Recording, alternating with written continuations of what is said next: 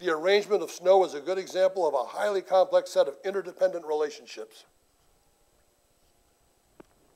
So complex, it is impossible to model. If one snowflake did not set off the avalanche, the next one could, or the one after that. But it's not about snowflakes, it's about the instability of the system.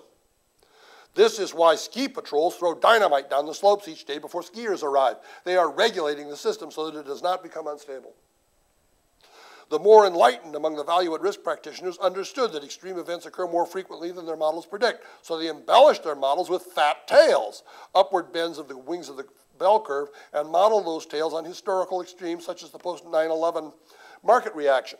But complex systems are not confined to historical experience.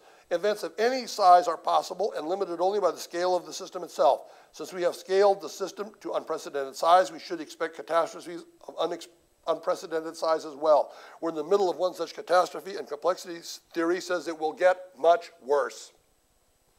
Financial systems overall have emergent properties that are not conspicuous in their individual components and that traditional risk management does not account for. Traditional risk management, in other words, in my view, as a result of my desk audit, has been shown to be wholly incompetent for managing these instruments. When it comes to the markets, the aggregate risk is far greater than the sum of the individual risk. This is something that long-term capital management did not understand in the 1990s and that Wall Street seems not to comprehend now. As long as Wall Street and regulators keep using the wrong paradigm, there's no hope they will appreciate just how bad things can become. And the new paradigm of risk must be understood if we are to avoid lurching from one bank failure to the next.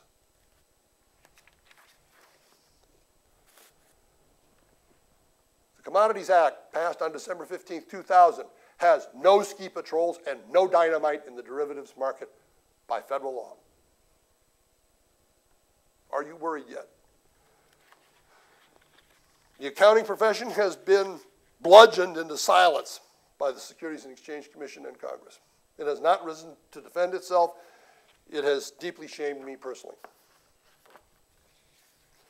Before we conclude, there's something we absolutely have to talk about. My conclusions and my recommendations sound brutal and shocking, but they have to be. They're not really my recommendations, they're my interpretation of Bookstaber's final chapter of A Demon of Our Own Design. And to explain it, to give you if I am criticizing the status quo and I'm saying it won't work and it has a potential to impoverish us, I am, in logical terms, required to give you an alternative. And that's what I'm going to do.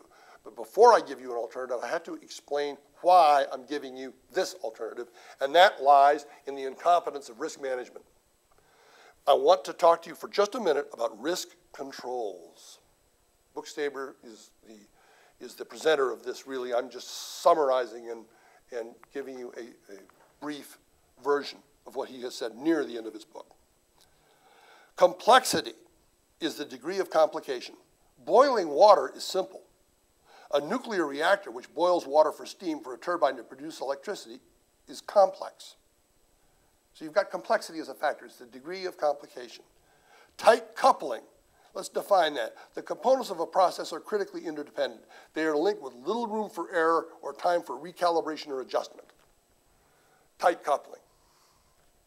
A nuclear reactor, when it's up and running, is running very hot, and it can't run that much hotter, or some of the metal will start metalling. Some of the metal will start melting. That's tight coupling. The first 30 seconds of a jet aircraft flight, from getting up to lift speed, to lifting off, to sucking in the gear, to getting up to an altitude where you are going to be able to glide back down if the engines fail, is an example of tight coupling. In fact, most aircraft disasters occur on landing and on takeoff, as you may know. Normal accidents, let's define those.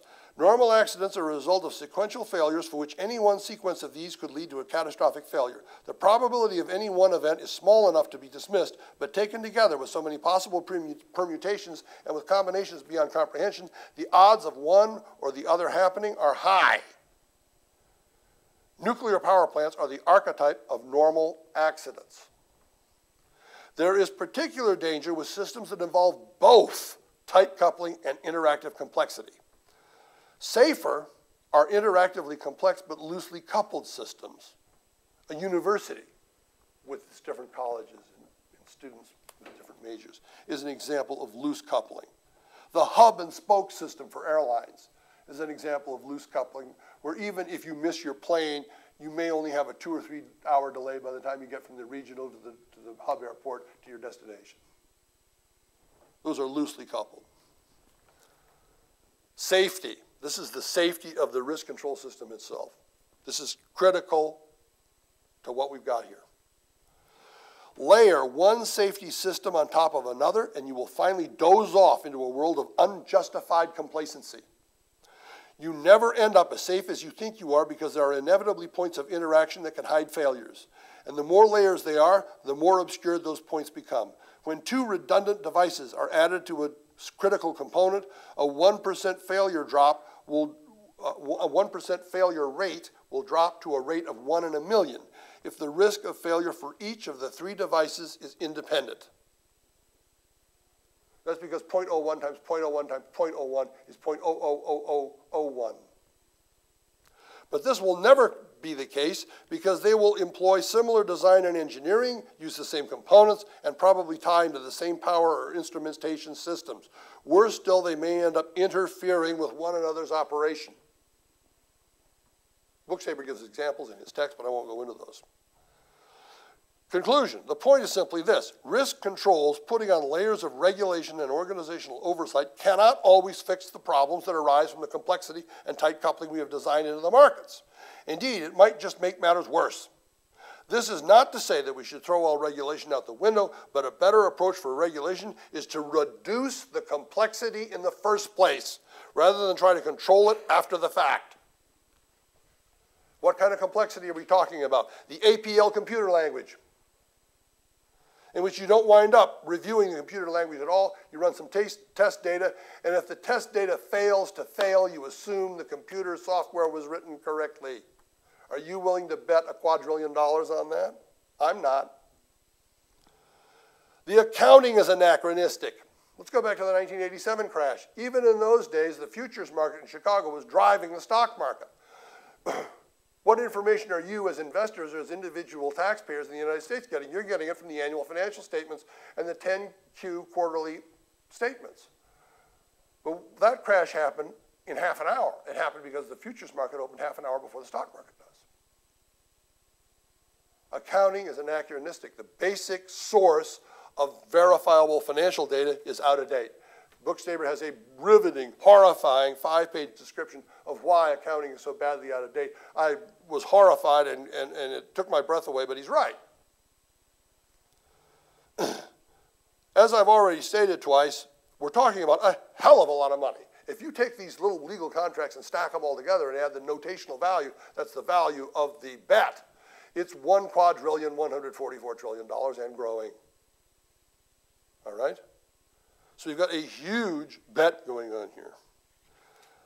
Additionally, as we've noted in the timeline, the Securities and Exchange Commission failed using its voluntary controls and withdrew them at the very week of the crisis. And nations are going broke. Not just counties, not just states like California, which has got a huge problem right now. Nations are going broke.